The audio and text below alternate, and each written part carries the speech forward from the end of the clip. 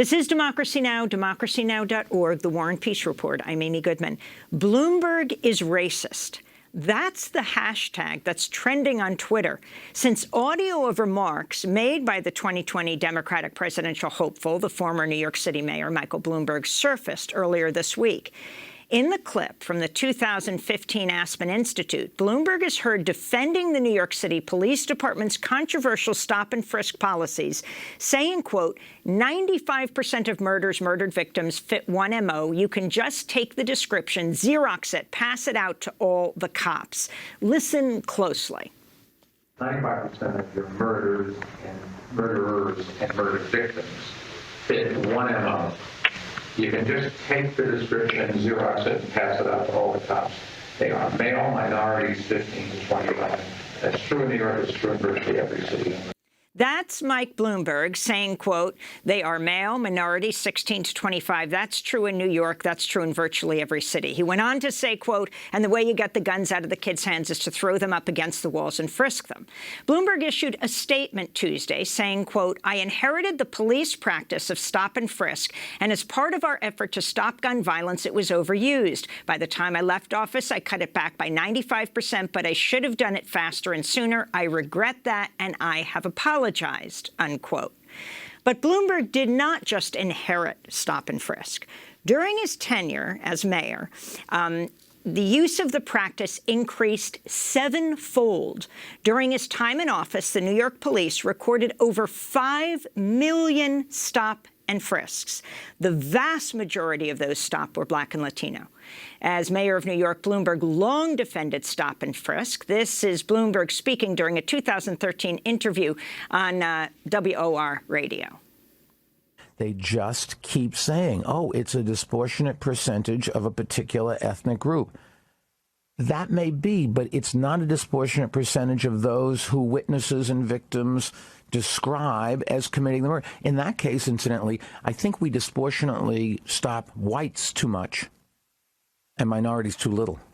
In fact, thousands of people marched against stop and frisk during his 3 terms in office. Bloomberg defended stop and frisk as recently as 2019, only apologizing for the practice publicly in November, shortly after entering the presidential race. Well, for more, we're going to Atlanta, Georgia, where we're joined by Benjamin Dixon, the host of the Benjamin Dixon Show and podcast. He unearthed and publicized the 2015 audio of Michael Bloomberg speaking at the Aspen Institute that we just played for you.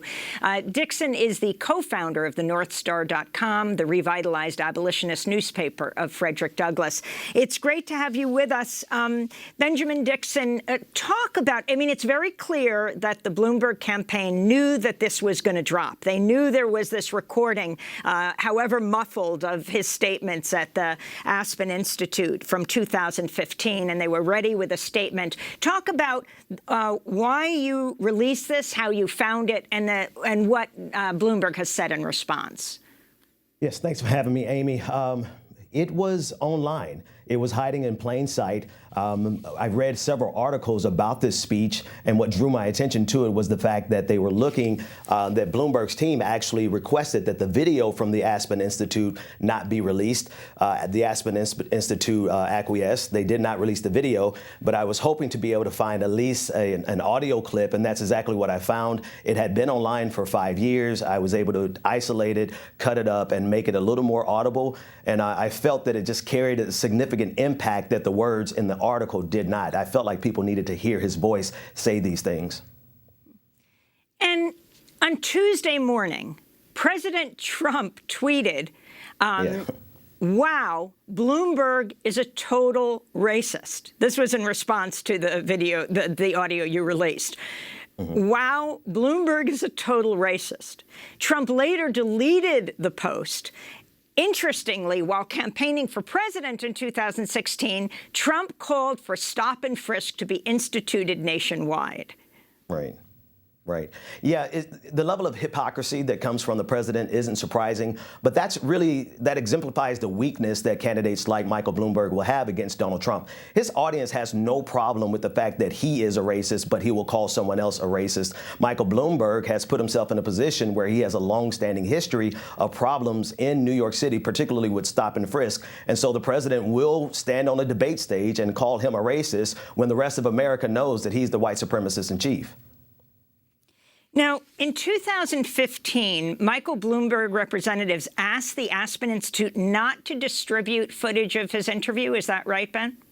That's correct. According to the Aspen Times, which was the article that put me on the search for this audio or for the video, it was the article that showed that his team knew that there was something wrong with what he said. They did not want that video released because I feel like video would have been even more compelling than the audio. And so they understood the magnitude of what he said in 2015. And now they're doing their best to control the damage now that it has been released. Can you talk about the response to you releasing this? How viral has it gone, and what has been the response to you?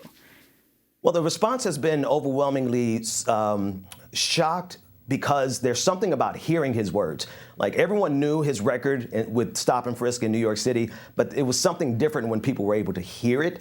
And because of that, the video that I put together with the transcript or with the subtitles, it's now at 7.4 million views, which has more views than his announcement, than Michael Bloomberg's announcement video on Twitter. And so I just think a lot of people are appreciative, and I'm grateful to have been able to do this because a lot of us feel like it's a David versus Goliath situation with a person with billions of dollars to spend in this campaign, able to flood the internet with advertisements, television with advertisements, portraying himself in a way that a lot of people in New York City would disagree with. I want to turn to CNN. The politics correspondent Christina Alessi commenting on the 2015 audio of Bloomberg unearthed by you, Ben. So here's the thing. Important context here, we don't have the full tape. So this is obviously snippets that have been released. The podcaster and the writer that released this sound is clearly a Bernie supporter. If you look at his Twitter feed, he's very anti-Bloomberg. He is promoting a hashtag, Bloomberg is a racist. We don't know how he got the sound to begin with. So lots of questions are being asked, especially on the timing of this. As you noted in your introduction, a poll yesterday shows Bloomberg rising in the polls and particularly strong support in the African-American community. So that's CNN's Christina Alessi, who did not disclose that she's a former Bloomberg News reporter. Benjamin Dixon, if you can respond to what she said.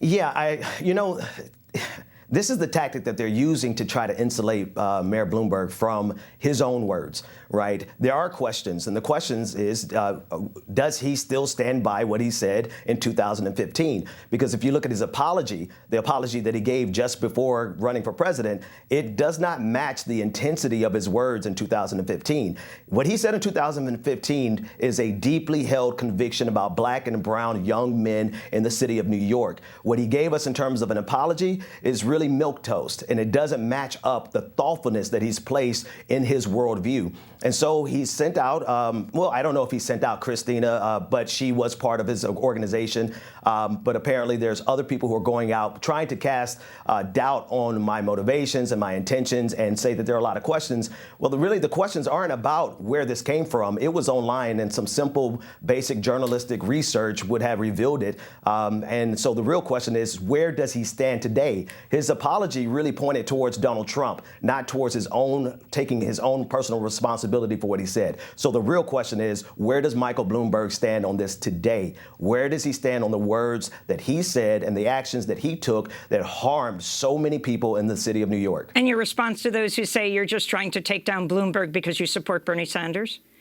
So I'm Johnny-come-lately with my support for Bernie Sanders. I supported him in 2016. I took my time deciding whether or not I would support him this time because, honestly, I'd liked Elizabeth Warren. But, yes, I do support Bernie Sanders, and that's my right as a citizen. That has nothing to do with the fact that no matter who gets the nomination, I don't believe it should be a billionaire oligarch who is able to buy his way into this campaign, who has a history of racism, transphobia, as well as classism. Mike Bloomberg has a lot to answer for, and he's not not going to get away with it simply by asking or declaring that I'm a Bernie bro, and so my opinion doesn't matter. It doesn't work like that. Benjamin Dixon, I want to thank you for joining us, host of the Benjamin Dixon Show and podcast, speaking to us from Atlanta, Georgia.